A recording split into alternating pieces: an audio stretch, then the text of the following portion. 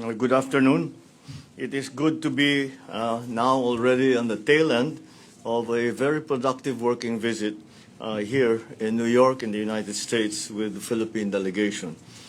I am happy to report that the outcomes of this visit to call for peace amidst tensions in the Middle East and other parts of the world, and of course to campaign for our UN Security Council candidature.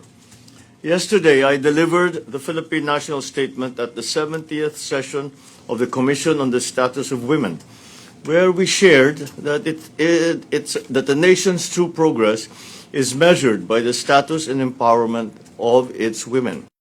I emphasized, amongst others, the importance of education, unity to confront violence against women in all forms, and ensuring that women are present wherever decisions are made, anywhere within government, within business, in science, in diplomacy, and in peace building.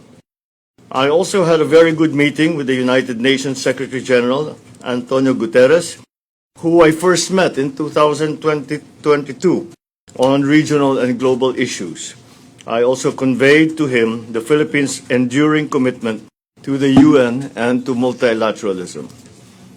Earlier this morning, I addressed the 193 UN member states at the special session of the UN General Assembly, where I stressed the importance of the rule of law, multilateralism, and the peaceful settlement of disputes. I also spoke about the intertwined destiny of the Philippines and the United Nations, our shared values and principles, and the need to unite in addressing the humanitarian crises around the world. I reiterated our request for support for the Philippines' candidature for a non-permanent seat to the UN Security Council for the term 2027 to 2028, highlighting that the Philippines offers a voice from the Indo-Pacific, from developing countries, climate-vulnerable nations, and from middle-income countries, and our commitment to South-South cooperation. I also shared in this regard our priorities as ASEAN chair.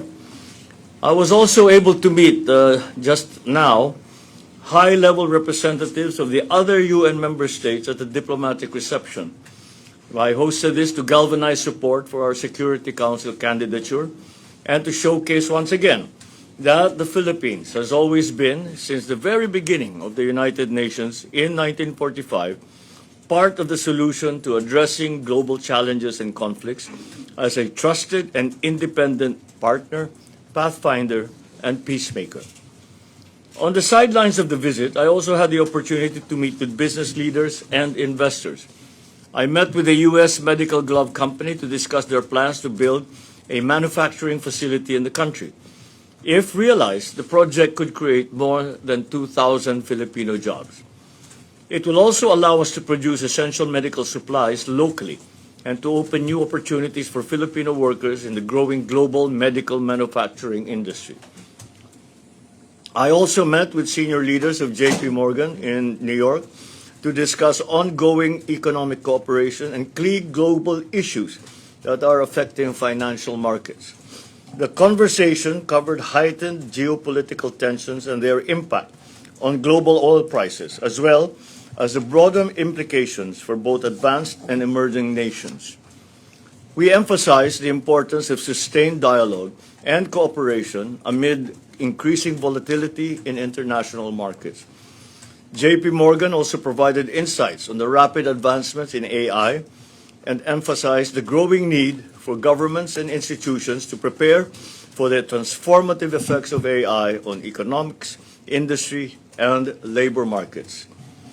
The exchange underscored the growing importance of technological readiness, cybersecurity resilience, and workforce upskilling in order to remain competitive in a fast-changing global environment.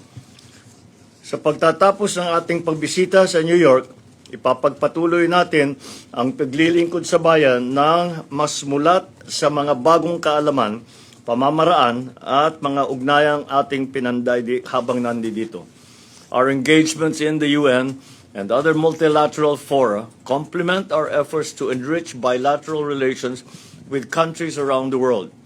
We do as well want to enhance regional solidarity, chiefly through ASEAN. Thank you.